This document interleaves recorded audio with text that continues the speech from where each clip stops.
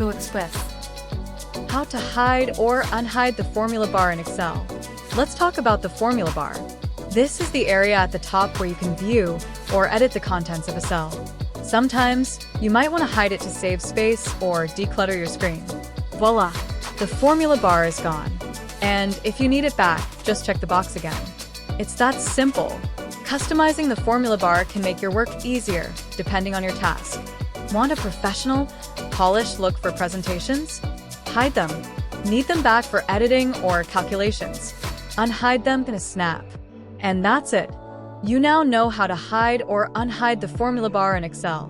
Don't forget to like this video and subscribe for more Excel tips and tricks. Happy Excel! Thanks for watching.